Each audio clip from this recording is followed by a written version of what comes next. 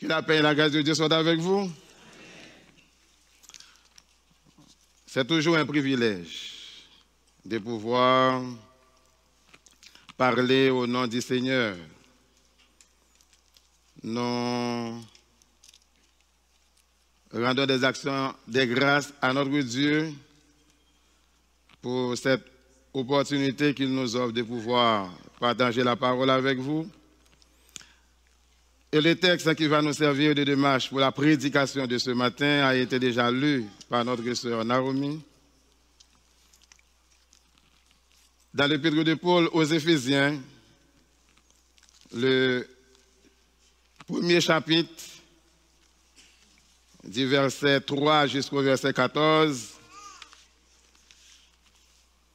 comme vous savez déjà, c'est un texte qui vous est très familier.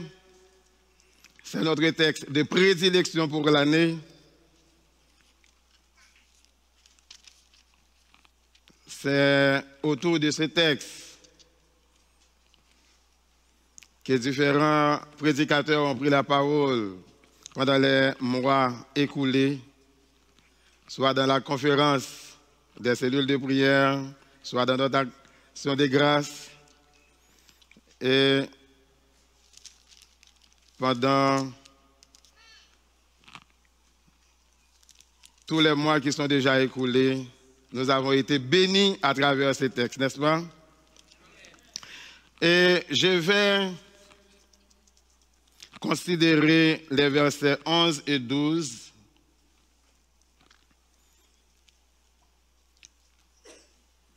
En la circonstance, Éphésiens 1er, versets 11 et 12. En lui, nous sommes aussi devenus héritiers, ayant été prédestinés suivant la résolution de celui qui opère toutes choses d'après le conseil de sa volonté, afin que nous servions à la louange de sa gloire, nous qui d'avance avons espéré en Christ. J'espère que vous n'avez pas oublié le thème pour l'année. Qui dit quoi? Une année pour servir à la louange de sa gloire. Vous conviendrez avec moi, mes bien-aimés, que en matière d'employabilité ou d'embauche, il est peu probable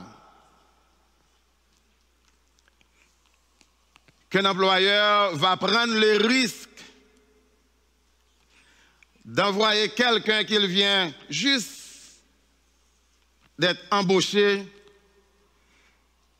sur un poste de travail, remplir des tâches sans aucune instruction.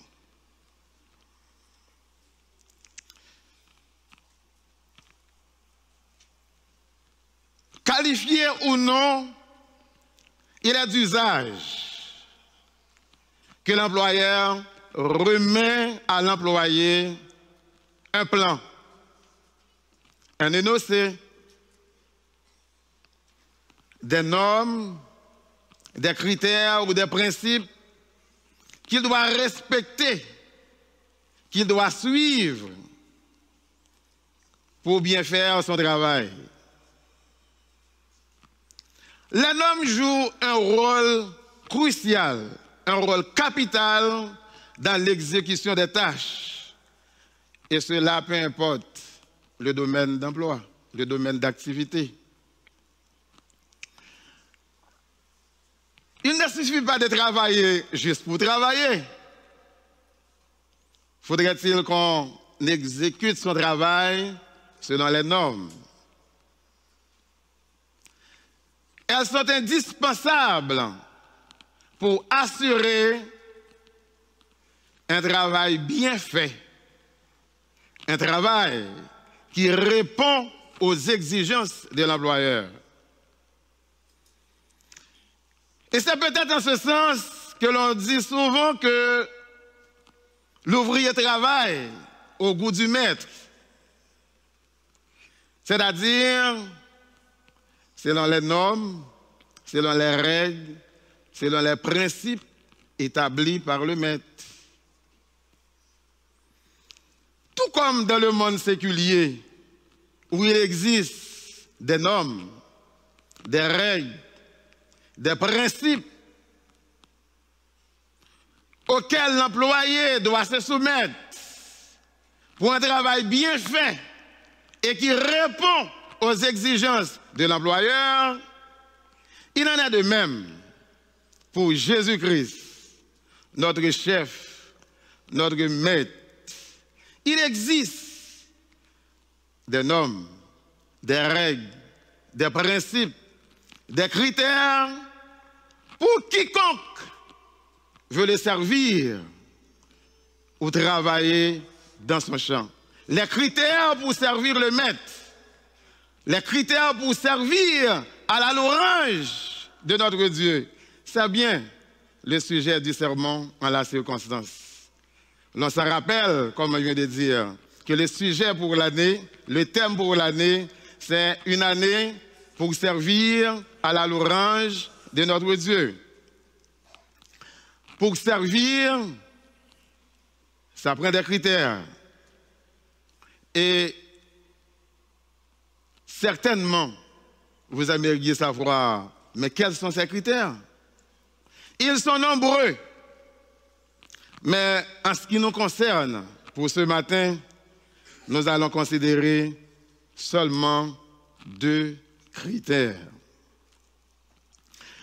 Et le tout premier critère pour servir à la louange de la gloire de notre Dieu, c'est de servir dans la sainteté. Amen. Amen. Servir dans la sainteté. 1 Pierre 1er, versets 15 et 16. Servir dans la sainteté.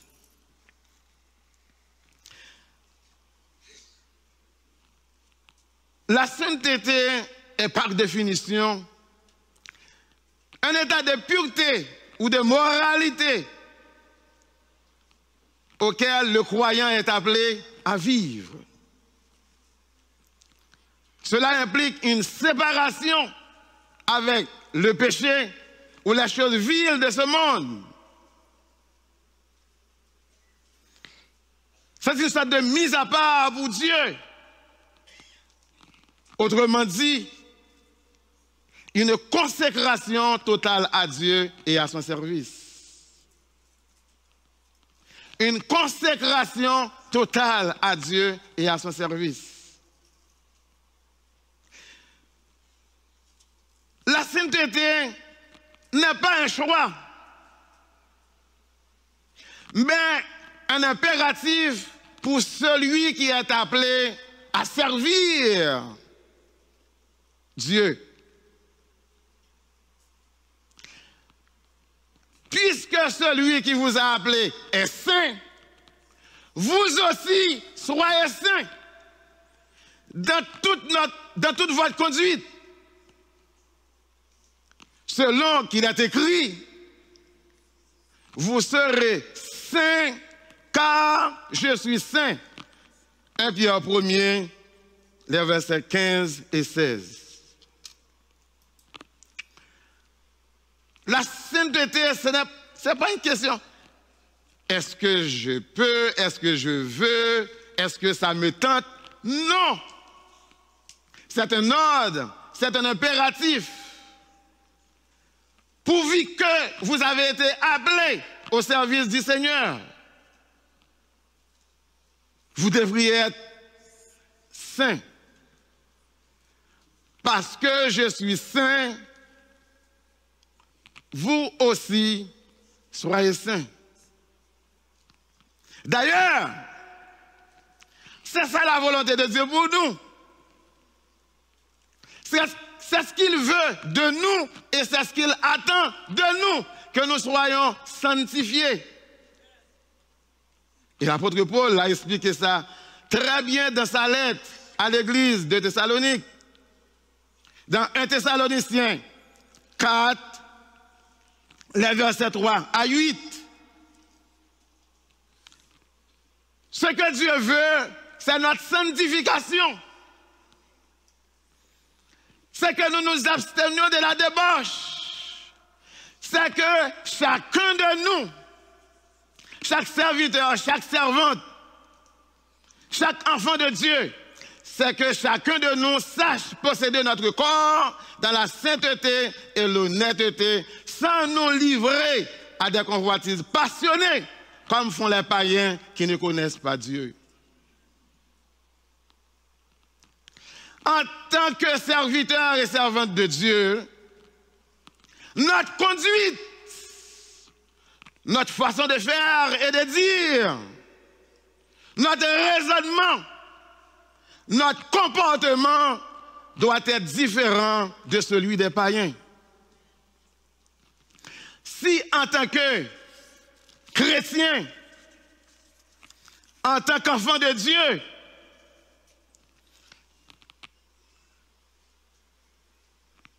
notre mode de vie ne diffère en rien de celle des païens,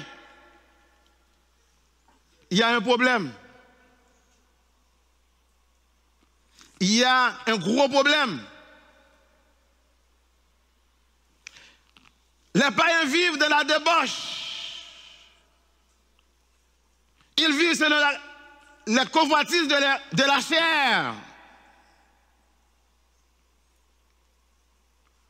Pour satisfaire leurs propres désirs, leurs passions ou leurs impulsions. Mais nous, regardez au verset 7, 1 Thessaloniciens 3, le verset 7. Mais pour nous, la parole de Dieu nous dit que à aucun moment donné de la vie, à aucun moment de la durée, Dieu ne nous a pas appelés à la débauche, à l'impureté ou à l'impudicité, mais à la sanctification. Un point, c'est tout. Dieu nous a appelés à la sanctification et non à la débauche. Et au verset 8, l'apôtre donne une mise en garde.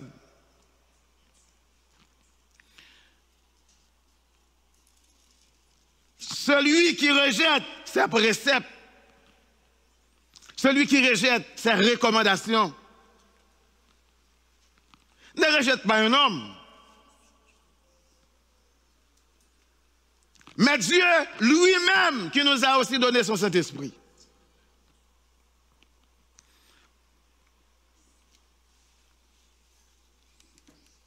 Servir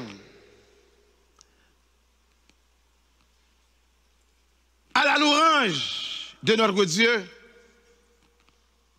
Pour servir à la louange de notre Dieu, la sainteté est de mise. La sainteté est de mise. C'est un prérequis. Ou pour dire mieux, c'est une condition sine qua non pour servir à la louange de notre Dieu. La sainteté est de mise. Alors, il y a une question que vous et moi, nous devons nous poser. Et chacun pour sa part.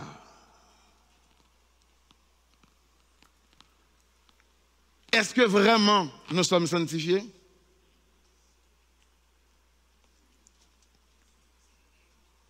Est-ce que vraiment nous sommes sanctifiés?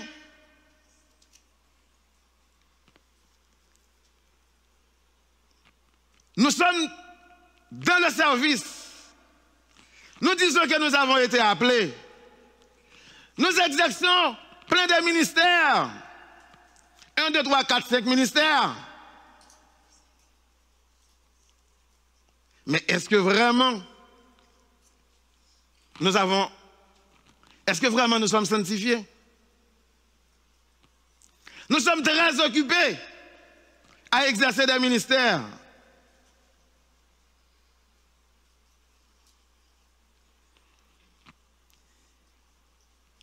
Est-ce que nous nous prenons le temps de nous poser cette question?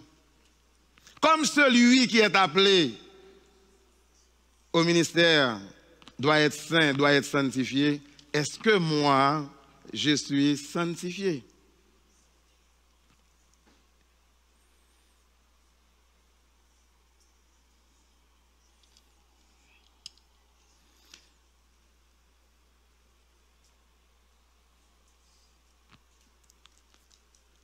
C'est quoi votre mode de vie, votre style de vie dans le quotidien pour monter la chair, lever les mains vers le trône et de dire que vous chantez à la louange et de la gloire de notre Dieu? C'est quoi nous, les prédicateurs? Notre vie privée, notre vie cachée, pour oser prendre le micro, dire que nous sommes serviteurs de Dieu et de parler en son nom. Quel genre de vie que vous vivez? En toute bonne conscience, vous acceptez de prendre un instrument, tenir une guitare, se placer devant un piano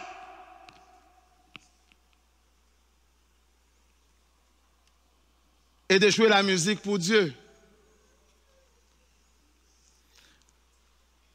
Est-ce normal? Samedi soir, vous dansez dans le nightclub, dans la discothèque, dans les bars dansants, dans la boîte de nuit. Et dimanche matin, vous êtes venus chanter dans la chorale. Est-ce normal, cette double vie?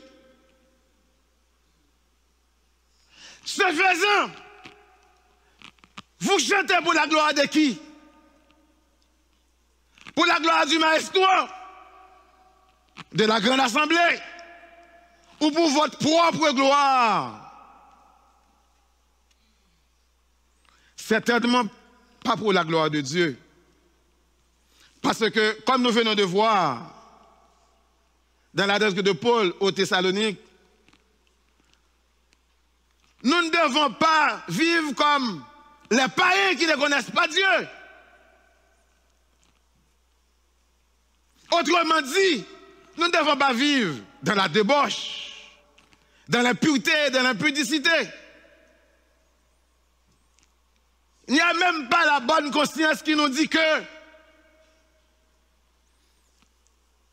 quand c'est ainsi, nous devons nous taire, nous devons nous asseoir. On ose faire les choses comme s'il n'y avait rien d'anormal.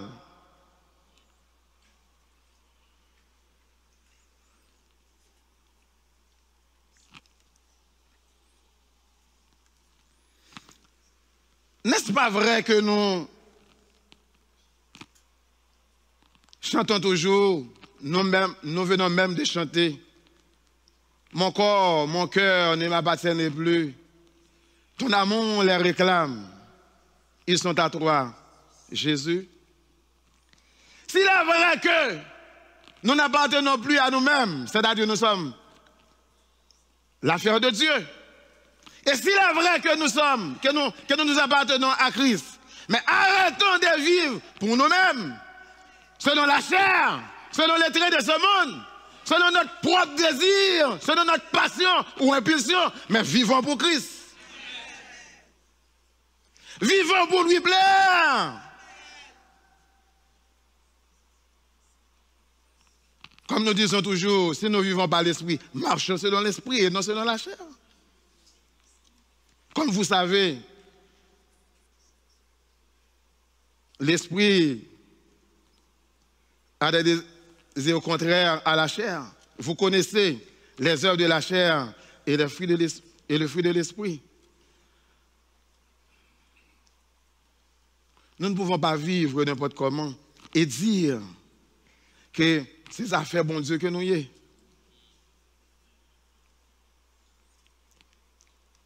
n'est-ce pas vrai que nous disons dans 1 Corinthiens 3, le verset 16, que nous sommes le temple de Dieu?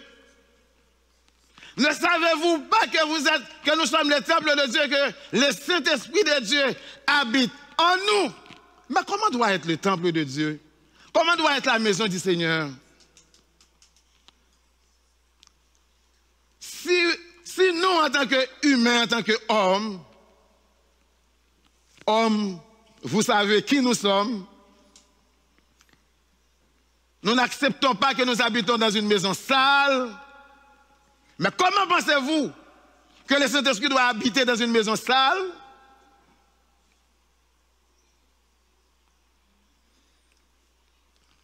Je ne suis pas en train de juger personne, moi en premier, je suis là-dedans. Comment le Saint-Esprit peut habiter une maison sale?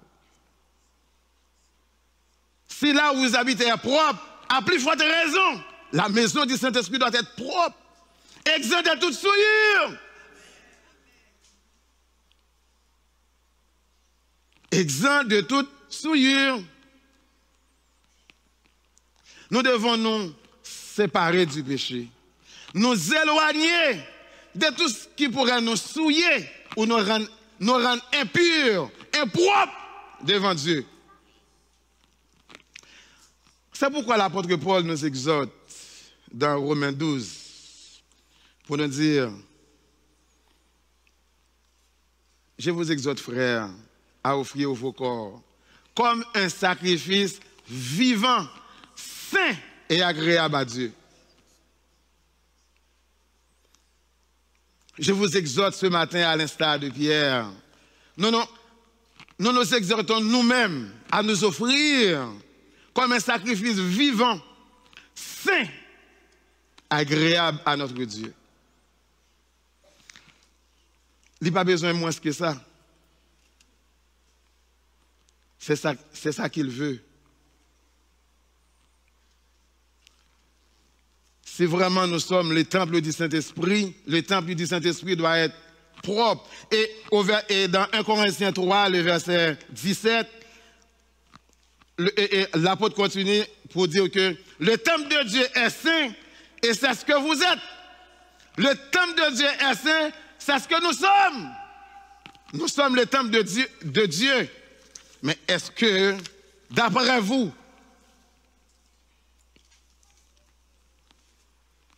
le temple, ce temple où habite le Saint-Esprit, notre corps où habite le Saint-Esprit, est-ce qu'il est vraiment saint?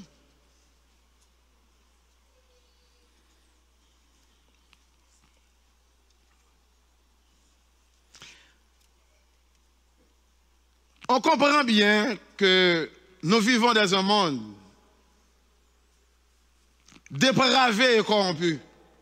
Oui, nous vivons dans un monde dépravé et corrompu. Un monde pourri, un monde fini.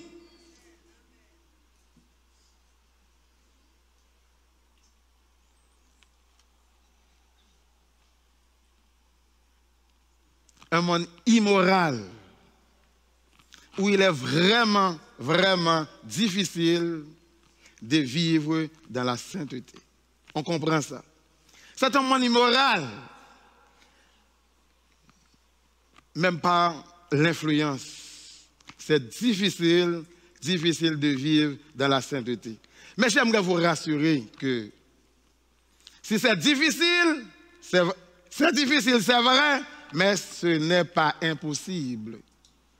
Ce n'est pas impossible. D'ailleurs, si c'était impossible, Dieu ne nous l'aurait pas demandé.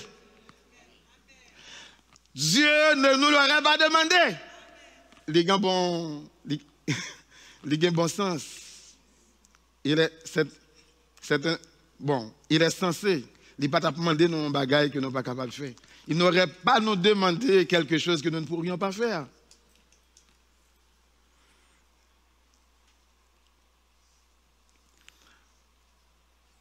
Ça prend entre autres de la conviction, de savoir qui nous sommes, quelle est notre identité, et de ne pas la changer ou la négocier pour quoi que ce soit. Je répète, ça prend de la conviction, de savoir qui vous êtes, de savoir votre identité et de ne pas la négocier ou bien de l'échanger là pour quoi que ce soit. Rappelons-nous de Daniel.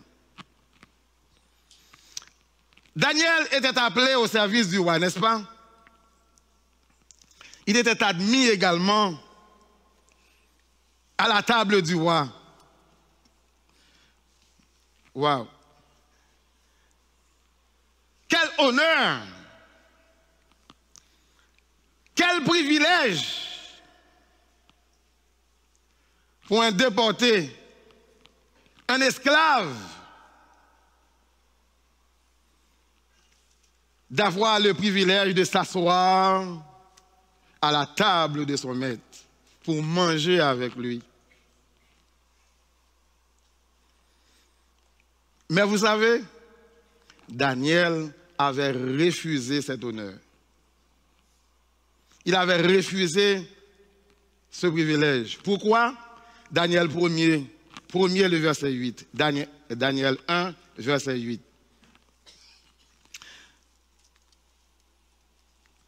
Daniel résolut de ne pas se souiller par les mains du roi et par le vin dont le roi buvait. Et il pria le chef des eunuques de ne pas l'obliger à se souiller. Il pria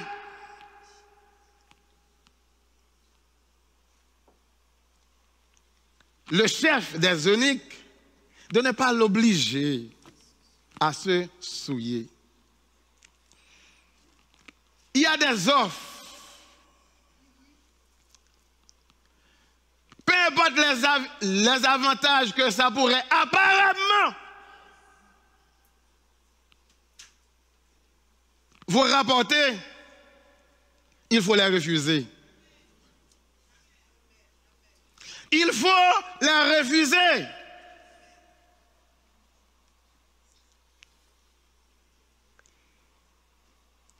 Si cette offre vient avec des conditions, des gestes, des avances, des frottements, des choses qui ne reflètent pas votre foi ou votre identité chrétienne, on doit la refuser. On doit la refuser. Ah, c'est une promotion vraiment, mais on doit le refuser.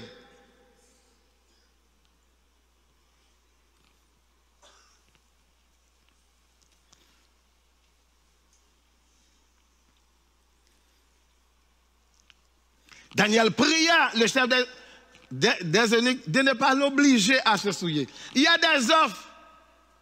Vous n'êtes pas obligé.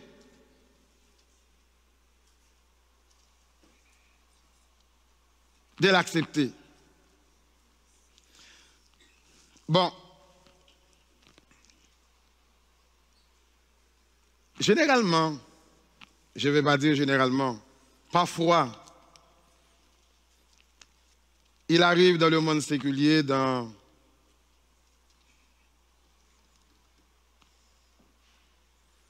au marché du travail, des choses qui paraissent vraiment bizarres. Ça paraît vraiment bizarre. Vous êtes une jeune fille, une femme mariée. Il y a des gestes, des avances. Il y a des frottements que vous ne devez pas accepter. Quand ça arrive, vous devez réagir. Mais oui, c'est le boss, c'est le superviseur.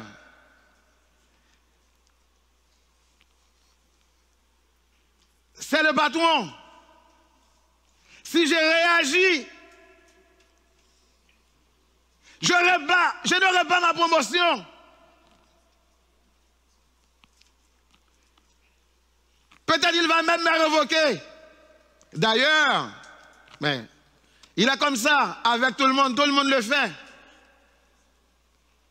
Mais parce que tout le monde le fait, vous n'êtes pas obligé de le faire. Vous n'êtes pas obligé, pourquoi? Parce que vous êtes différents ou bien différentes. Vous êtes chrétienne. Vous êtes enfant de Dieu. Serviteur et servante de Dieu.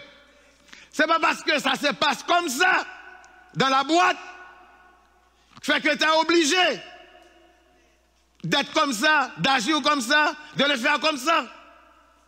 Vous n'êtes pas obligé.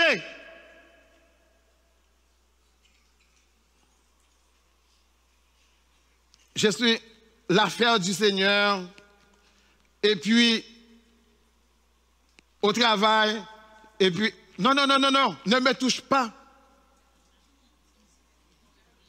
Mais qu'est-ce qu'il y a? Parce que on ne me touche pas. Je suis un enfant du Seigneur, je suis une servante du Seigneur.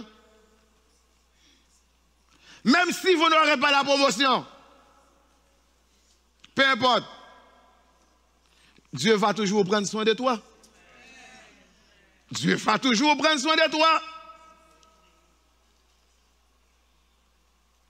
D'ailleurs, il y a des gestes, des frottements. Dès la première ou la deuxième fois, vous devriez mettre des limites. Vous posez des balises. Mais parce que vous avez omis de le faire la première ou la deuxième fois, eh bien, ce superviseur ou bien ce boss-là, il ose par la suite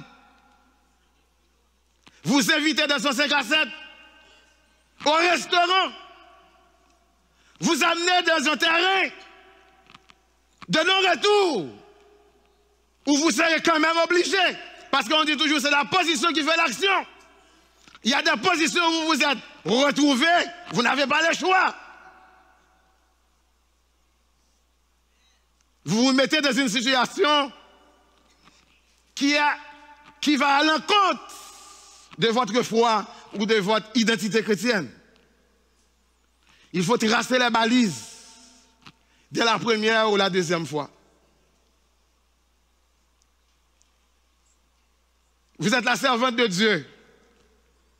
Vous êtes belle, jolie, coquette. Vous allez toujours trouver des offres, des avances. Mais sachez-le bien, peu importe que cela pourrait vous rapporter en termes de promotion ou bien de frottement, n'écoutez pas le monde qui veut vous vendre sa vaine gloire au prix de votre bonheur. Vous êtes la servante de Dieu. Vous êtes l'affaire de Dieu. Vous devez tracer les limites. Il y a des offres, c'est poison que vous voyez. Il y a parfois, puisque c'est le superviseur, c'est le boss, c'est le patron, il y a des gens qui disent que bon, il y a des gens qui vont chercher à terre, mes amis, je viens en l'air. On m'invite. Mes amis, c'est le boss, c'est le patron. Comme Joseph avec Madame Potiphar. Il y a des gens qui t'ont dit, mes amis, quelle occasion.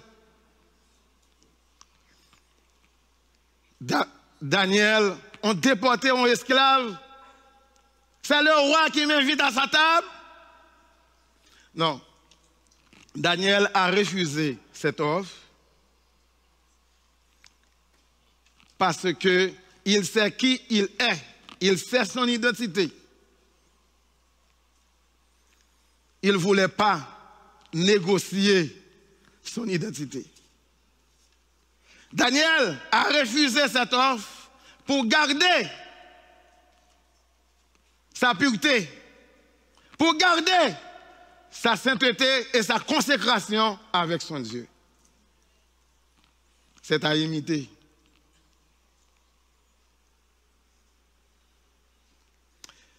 Regardez, malgré ou bien en dépit du décret du roi pour ne pas prier un autre Dieu, Daniel a continué à prier son Dieu 3 fois par jour. Peu importe ce qui arrive, je sais qui je suis, je sais ce que j'ai fait. Ce que je fais, c'est bien. Je ne vais pas prier notre Dieu parce que j'ai des avantages ou bien. Je vais prier mon Dieu. Je ne sais pas si il va passer. Et je sais. Et il sait en qui. Il croit. Il sait que son Dieu va toujours le délivrer. Et effectivement, vous connaissez la suite. Daniel a toujours été fidèle. Non seulement il a toujours été fidèle à son Dieu, mais il a aussi exercé sa fonction. Il travaille. Il a exercé sa fonction avec intégrité et justice, au point que ses compagnons ne peuvent rien trouver de mal contre lui, ne peuvent lui reprocher de quoi que ce soit. D'ailleurs, c'est ça que fait tout le monde fait combinaison contre lui. Si vous avez vu que le fait un bagage qui te dit, il dit, relève, dit, ben, gardez ça le fait. C'est parce que vous n'êtes pas capable de faire rien de mal, de lier, ça que le fait. Combinaison dit, la prier. Mais c'est quoi le mal qui est dans ça?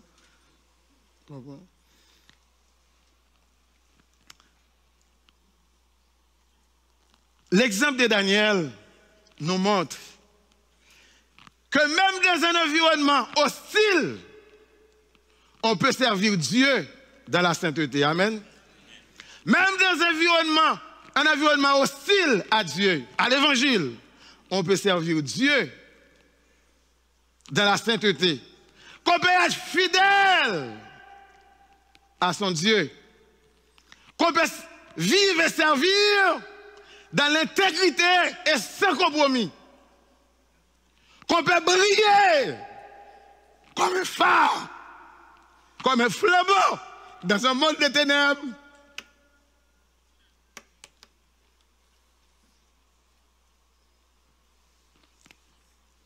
Rappelons-nous que nous sommes non seulement le sel de la terre, mais nous sommes la lumière du monde. Pour éclairer ce monde qui tombe en putréfaction. C'est comme sur notre responsabilité. Nous sommes le sel pour préserver ce monde. Et la lumière pour éclairer ce monde qui va s'effondrer, qui va plonger. Peut-être vous dites que, bon, une petite lumière, qu'est-ce que ça peut faire? Vous savez, une petite lumière, aussi petite qu'elle soit, brille de tout son éclat dans la noirceur. Au fur et à mesure que la pif est noire, et puis c'est au fur et à mesure que la lumière semble venir plus gros.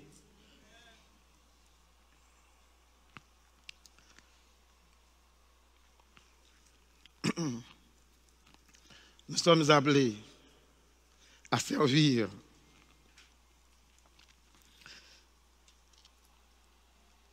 dans ce monde des ténèbres. Nous sommes non seulement le sel de la terre, mais encore, nous sommes la lumière de ce monde. Si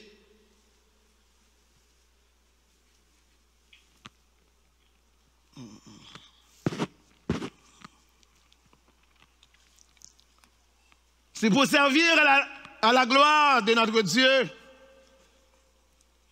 le premier critère, c'est de servir dans la sainteté. Le deuxième critère, c'est de servir dans l'humilité. C'est de servir dans l'humilité.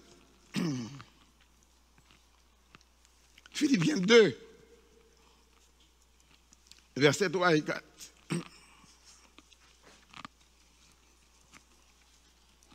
Servir dans l'humilité. Merci, ça va. L'humilité, c'est reconnaître que tout vient de Dieu. Que nos talents, nos capacités sont des dons de Dieu. C'est être conscient de notre dépendance vis-à-vis de Dieu. Que nous avons un besoin constant de son soutien. Car sans Dieu, nous ne pouvons rien faire. Jésus lui-même nous l'a dit, Jean 15, verset 5, sans moi, vous ne pouvez rien faire. L'humilité, non, c'est le roi de l'orgueil, de l'arrogance, de tout sentiment de supériorité. Et nous invite à cultiver une attitude de serviteur et d'obéissance à notre Dieu. L'humilité nous permet de reconnaître nos limites, nos forces, aussi bien que nos faiblesses. L'humilité, c'est reconnaître que nous sommes tributaires de Dieu et que nous ne sommes que de simples instruments entre ses mains.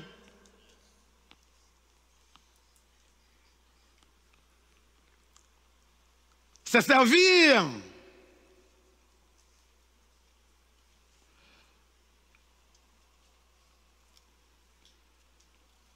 sans chercher de reconnaissance ou de vaine gloire.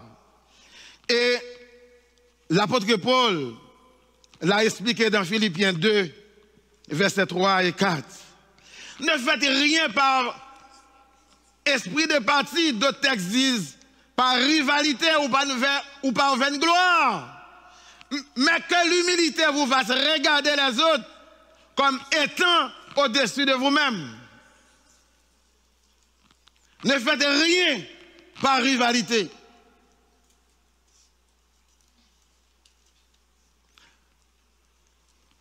Le Seigneur Jésus nous a donné un exemple très parlant de l'humilité. Dans Jean 13, les versets 12 à 15, en lavant les pieds de ses disciples. À l'époque du Maître, à l'époque de Jésus, laver les pieds, c'était une tâche réservée aux serviteurs. Mais Jésus-Christ, le modèle parfait, le divin modèle, tout en étant le Maître, il s'est abaissé et lavé les pieds de ses disciples pour montrer que le vrai leadership passe par les services.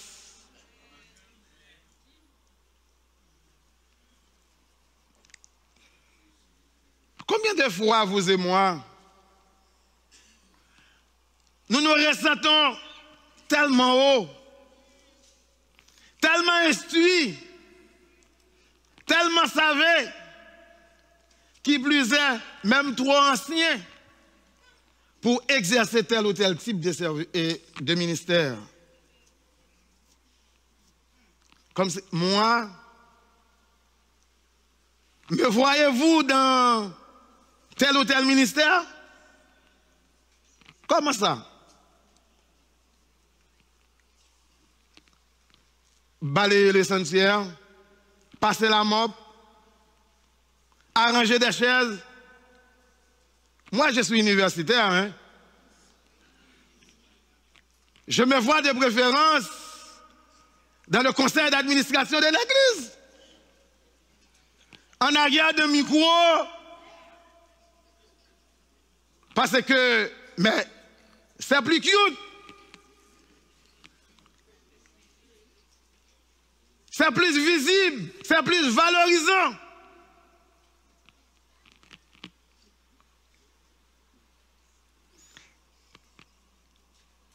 Je ne suis pas en train d'étiqueter ou bien de dévaloriser ou de stigmatiser tel ou tel ministère donné, mais je voudrais juste rappeler que ce n'est pas vrai que l'entretien du sanctuaire est réservé aux moins scolarisés. Non. Moi, je connais. Il y a des universitaires aussi des universitaires là-dedans. Des gens qui ont à cœur la propriété du temple du Seigneur. Vous ne les connaissez pas peut-être, mais je connais. Et comme mon pasteur pourrait dire, c'est pas l'embouchement qu'on connaît que frère ouais pendant maestro là, frère ouais qui sous piano, c'est l'emménage, c'est l'emménage qu'il dit. Les moelles m'approcher lui et puis en parlant comme ça, je connais ces musiciens que lié et puis nous inviter lui venir pour nous dans jeune et puis pendant le jeune et puis maestro découvrir lui qu'on y a les maestro là. C'est lui-même qui va. C'est pas nous, je me crois connaître tous ces frères Robinson. Mon nom qui sont bien noirs, pendant ma histoire, c'est lui-même. Et même là, il a commencé à jouer, il est toujours à l'emménage. Quand il y a les maestros, peut-être qu'il n'y a pas de temps, mais ce n'est pas parce que tout au haut fait le pas le faire. Toute l'aile tape fait là, c'est toujours musicien. Ce n'est pas nous qui faisons le musicien. Comprends? Et que c'est des exemples pour ne citer que cela. Ça ne veut pas dire non plus que tout le monde devrait passer dans tel type de ministère. Mais la mise en garde, que ce ne soit pas votre orgueil, votre prétention ou prétendue qualification qui vous empêche d'exercer tel ou tel type de ministère. Même si le besoin monde l'a prêté comme ça, parce qu'on soit qualifié.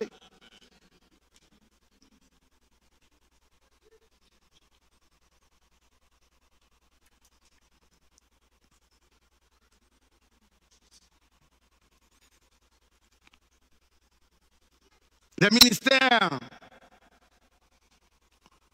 ne s'exercent pas en fonction de notre qualification, suivant notre background, suivant notre parcours universitaire, non. Personne n'est compétent ou qualifié devant Dieu pour le service de Dieu. Si nous sommes compétents, nous le sommes en Christ, car c'est Christ qui nous a choisis. Si nos critères de qualification peuvent nous aider à mieux faire le travail, tant mieux. Mais ce ne sont pas les critères de qualification qui nous qualifient vraiment. Sans quoi, Pierre n'aurait pas fait partie des 12. Et à la Pentecôte, l'Église aurait manqué 3000 âmes.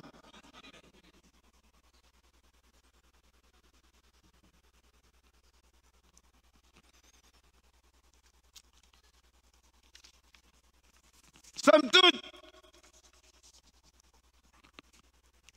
tout comme dans le monde séculier, l'on ne peut pas servir, l'on ne peut pas travailler juste pour travailler. Il faut travailler selon les normes, selon les règles, selon les principes établis. Il en est de même pour servir à la louange de la gloire de notre Dieu. Nous devons travailler selon les normes, selon les règles, selon les principes ou les critères établis par le maître.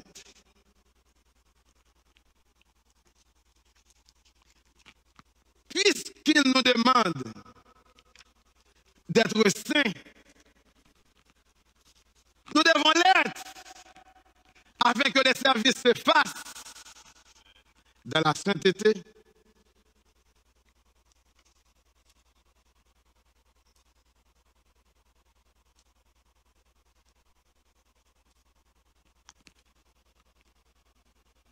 Dans la joie, pour un service qui se fait pour la gloire de son nom.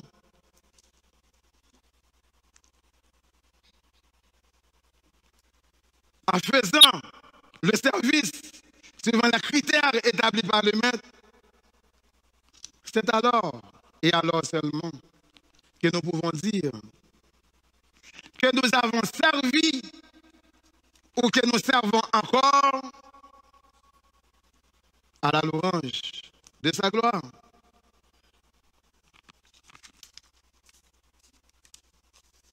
Si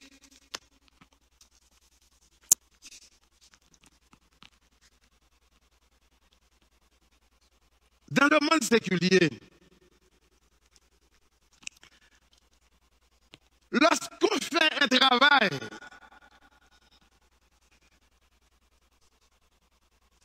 qui n'est pas selon les normes, selon les règles, selon les critères établis par l'employeur,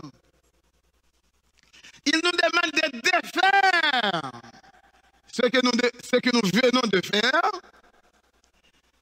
d'apporter les correctifs nécessaires, de recommencer et de le faire comme il faut.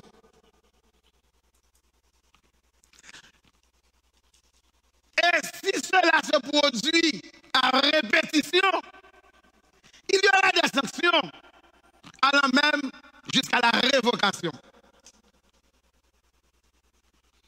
Mais pourquoi ça devrait être différent pour les services de Dieu?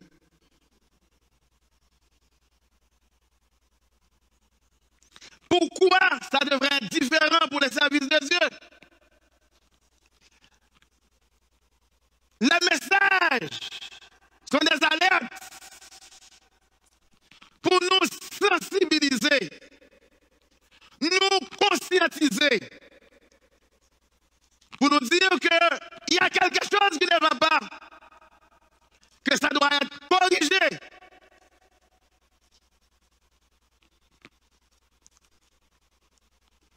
On ne le fait pas. Mais pourquoi on ne le fait pas? Message après message, ça reste comme ça. Pourquoi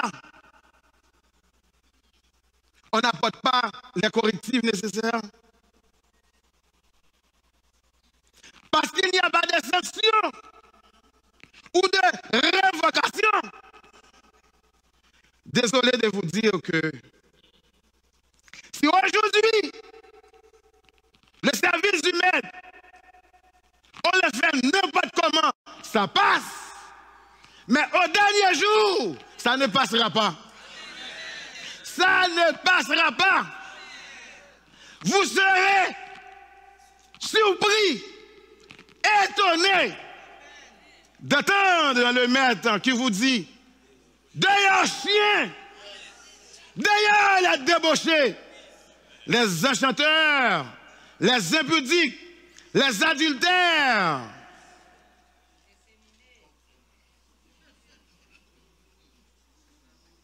les idolâtres, les impudiques. D'ailleurs,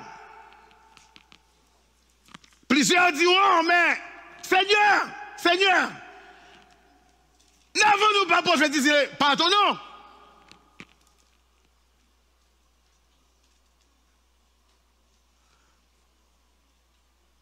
N'avons-nous pas chassé des démons par ton nom? N'avons-nous pas accompli beaucoup de miracles par ton nom? Seigneur, mais je suis membre de la chorale de Philadelphie. Je suis maestro, musicien, mais je suis moniteur, monitrice de l'école du dimanche. Je suis chef de cellule, chef de département. Je suis diacre ancien. Mais Seigneur, je suis pasteur, je suis l'un des pasteurs. Seigneur, et le Seigneur de nous dire: d'ailleurs, je ne vous ai jamais connu, retirez-vous de moi. vous tous qui commettez l'iniquité. Waouh! La déception sera grande. Et il y aura des pleurs et des grincements de dents. Car quand le moment est venu, pour qu'on soit récompensé, couronné pour l'œuvre accomplie, au lieu d'entendre le maître qui nous dit, viens bon et fidèle serviteur, entre dans la joie de ton maître qui a été préparé pour vous depuis la fondation du monde, mais d'entendre la voix du maître qui nous dit dehors, je ne vous ai jamais connu. Et dehors, ce n'est pas juste dehors à l'extérieur, mais à 21, Apocalypse 21, le verset 8 nous dit que leur part sera comme tous les autres incrédules, comme tous les débauchés, les enchanteurs, les adultères, leur part sera dans les temps ardents de feu et de soufre, ce qui est la seconde mort ou la mort éternelle. Alors, pourquoi servir juste pour servir? Pourquoi servir et ne pas servir selon les règles, selon les critères? Pourquoi servir juste pour se faire voir, juste pour se faire paraître? Juste pour qu'on puisse applaudir. Autrement dit, pourquoi servir juste pour sa propre gloire? Pourquoi servir juste pour qu'on puisse m'appeler pasteur, bishop, évêque? Si au final, si comme résultat, si comme récompense, vous allez en enfer éternel, au même titre que n'importe quel inconverti, à la même place que la Boko, que la Rougan, que la Roussikanzo, que la Mambo. Pourquoi?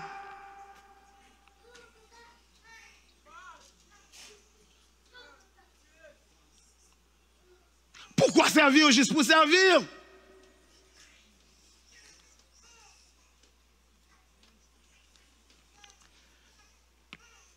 Mon frère, ma soeur,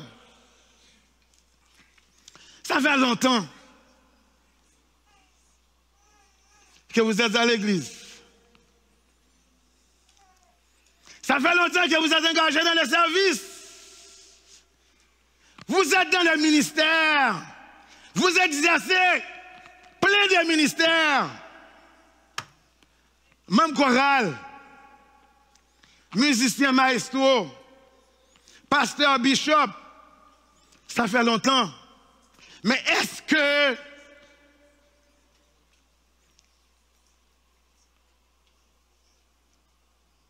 pendant qu'il y a compté les gens qui pour Jésus, est-ce que vous êtes capable de compter la donne? Il est vrai, il a compté ancien, il a compté Jack ou là, mais est-ce qu'il a compté les gens qui sauvent, les gens qui prennent dans le ciel? Est-ce que vous avez compté la donne? Après tant de neige, après tant de labeur, après tant de veilles de nuit, tant de jeûnes, après tant de missions, est-ce qu'elle a compté les gens qui pour Jésus? Les gens qui prennent dans le ciel, est-ce que vraiment vous avez compté la donne? Jésus lui-même a dit, Matthieu 7, verset 21, que ce ne sont pas tous ceux qui disent Seigneur, Seigneur, qui entreront dans le royaume des cieux. Celui-là seul qui fait la volonté de mon Père. Et comme nous venons de voir, la volonté de Dieu pour nous, c'est que nous soyons sanctifiés, car sans la sanctification, personne, absolument personne, quel que soit votre nom, votre titre, pasteur, bishop, quel que soit, peu importe votre titre, personne ne verra le Seigneur. Personne ne verra le Seigneur. Puisque celui qui nous a appelés est saint dans le service, nous aussi soyons saints Et cela dans toute notre conduite. Et servons en toute humilité. Qu'il en soit ainsi pour vous.